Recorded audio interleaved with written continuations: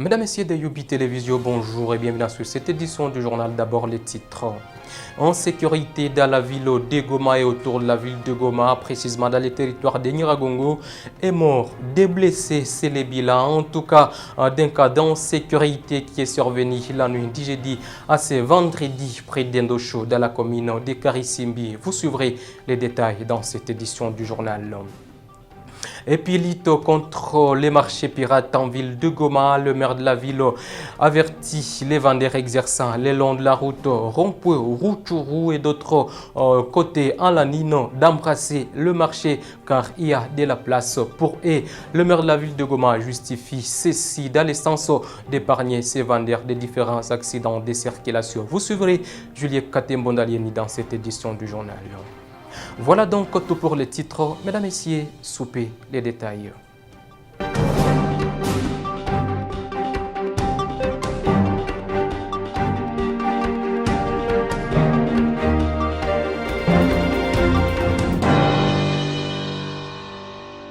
Merci à vous tous de choisir Youbi Télévision pour vous mettre au parfum de l'actualité. Mesdames, Messieurs, ça ne rate pas ici chez nous. Nous avons le souci de vous informer. On commence cette édition du journal par ces cas sécuritaires qui continuent de se répéter en ville de Goma et dans la province du Nord Kivu. Une femme, mère de deux enfants, était une victime. Elle a été abattue par balle par des hommes non autrement identifiés près d'Endosho dans la commune de Karisimbi. Nous sommes en ville de Goma. La victime est habitante du territoire de Nyiragongo. Michel Kakoulé, qu'en est-il? La victime identifiée comme Fabienne Kaunga, mère de deux enfants et originaire du territoire de Massissi dans la cité de Saké, a été abattue à son domicile par des hommes armés non identifiés.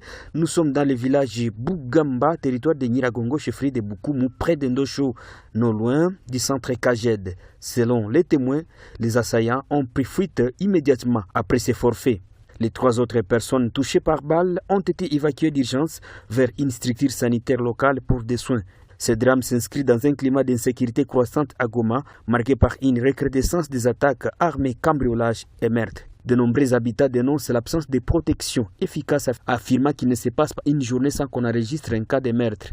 La population exhorte l'administration militaire de la FCM23 qui contrôle actuellement la ville à renforcer la sécurité, notamment par l'intensification des patrouilles nocturnes et la traque systématique des groupes criminels. Mais par contre, la situation sécuritaire reste relativement calme.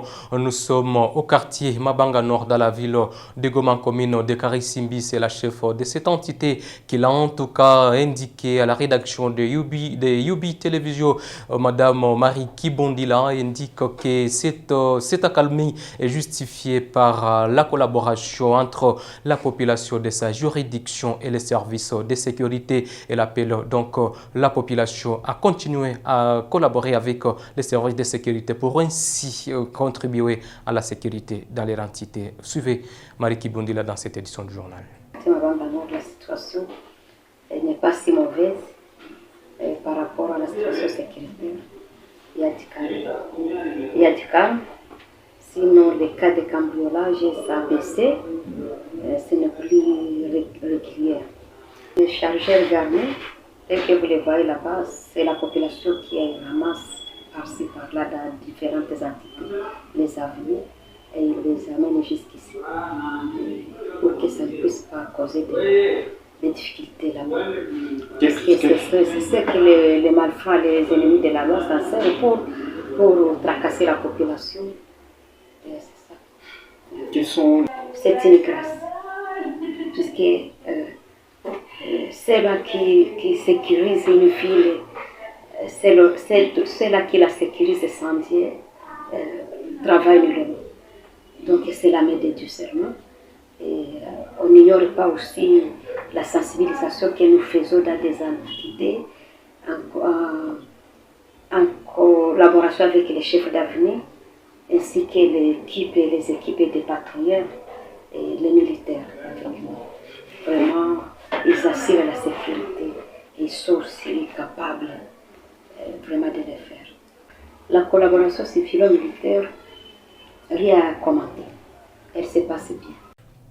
Et puis le maire de la ville de Goma, encore une fois, avertit les vendeurs exerçant le long de la route et surtout ceux qui se trouvent au niveau du rond-point Rutshuru et d'autres qui se trouvera au niveau de l'Alanine. Celui-ci indique qu'il y a de l'espace pour eux au marché KMB et d'autres au marché Alanine. Le maire de la ville justifie ceci dans le sens d'épargner ces vendeurs contre tout genre d'accident de circulation qui pourrait intervenir, mais aussi pour ainsi préparer un bon cadre pour ces vendeurs. Je vous propose de suivre Julie Katembo Ndalieni, maire de la ville de Goma, dans cette édition du journal. Tulikamata après assainissement tout désengorger ma barabara. Nous avons pris la décision de désengorger nos routes à Goma. Tout a commencé par la création d'un parking au niveau du rond-point Rutshuru. Diriger, c'est prévenir. Du rond-point Rutshuru jusqu'au bureau de la DGRNK, les gens installent leurs produits sur les trottoirs. C'est inacceptable, on ne peut jamais gérer une ville comme ça. Nous décidons de les déguerpir puisqu'on a trouvé un espace au marché de KMB. Nous voulons que la circulation reste fluide. Vous savez peut-être, lors de l'état de siège, un véhicule s'était renversé au niveau de cet endroit et a tué 13 personnes. Nous autres, on ne va pas accepter ces bêtises, car diriger, c'est prévenir. Nous nous sommes mis d'accord que ces femmes vont quitter le trottoir à partir du lundi. Des deux, les véhicules transportant des vivres ne sont pas autorisés à décharger au niveau des avenues Bukavu, rue commerciale. Nous ne voulons pas voir les gros camions transit good à ce niveau. On a déjà passé par la sensibilisation. Nous verrons comment on aura un espace pour eux, mais qu'ils dégagent d'abord. Nous nous sommes dirigés également au niveau du marché Alanine pour la même mission de combattre les embouteillages et les marchés pirates. Nous avons la mission de gérer autrement. Et puis en provenance du territoire de Massissi, précisément à Saké, dans le groupement de Kamuronza, des jeunes ont été interceptés par le directeur provincial de la SNEL. Ces jeunes se sont donnés au vol des câbles électriques servant la ville du Goma en courant électrique. Ces jeunes ont indiqué qu'ils sont venus, mais ils ne savaient pas ce qu'ils sont venus faire à Goma. Le directeur provincial de la SNEL a indiqué que ces jeunes ont été arrêtés, ont été entendus par les autorités provinciales. Je vous propose de suivre tour à tour le directeur provincial de la SNEL et les jeunes voleurs dans cette édition du journal. On a reçu les coups pour arrêter les gens, que l'effort de l'État, ils sont en train de rendre ça en vain.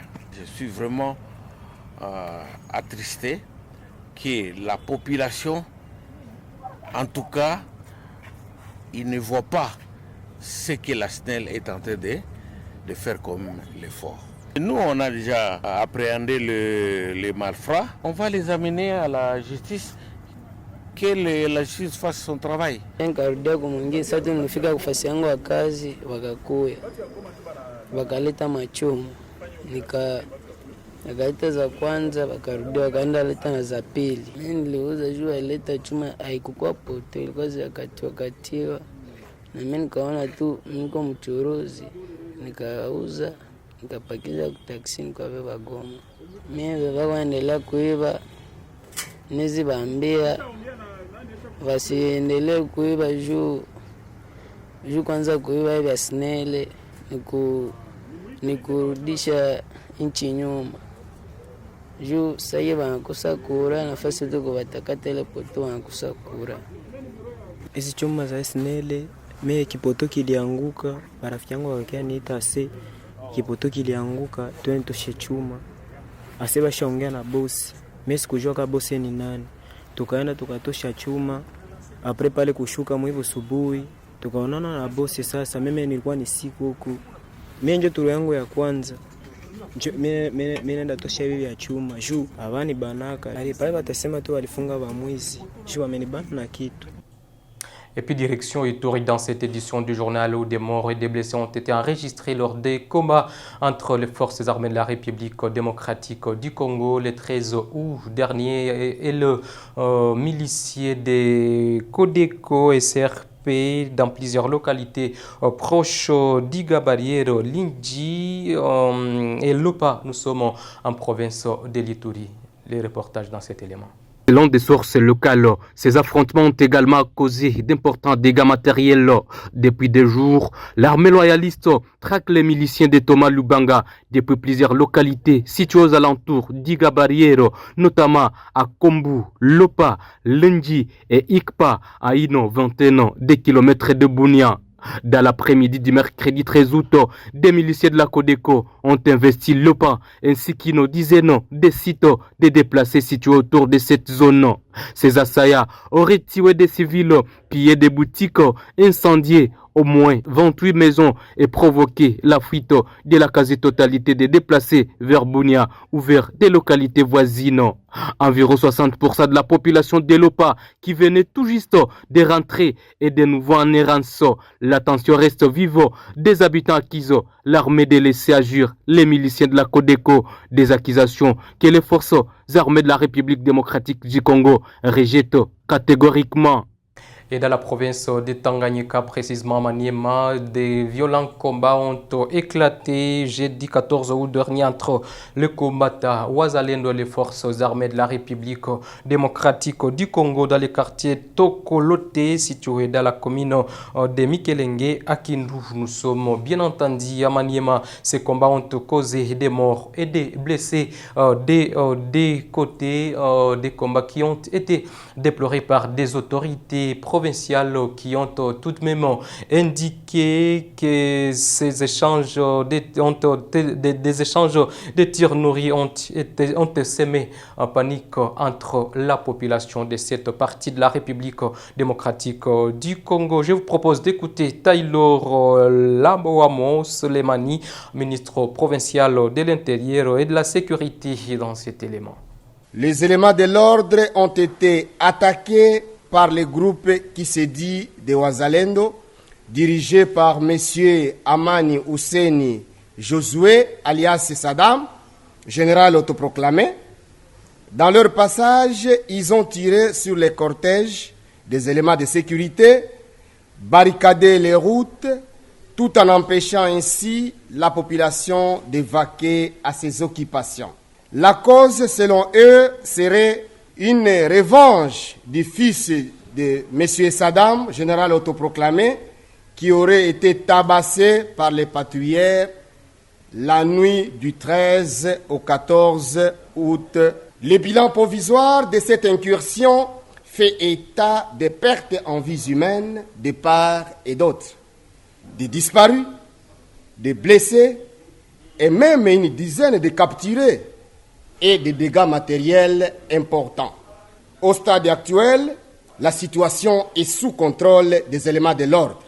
Et c'est tout pour cette édition du journal. Grand merci à vous tous de nous avoir regardés de partout. Vous avez été fidèles. Mesdames et messieurs, continuez de suivre la chaîne officielle de Yubi Media et d'autres plateformes pour ne rien rater. Abonnez-vous donc pour recevoir l'actualité de partout où vous êtes. Au revoir.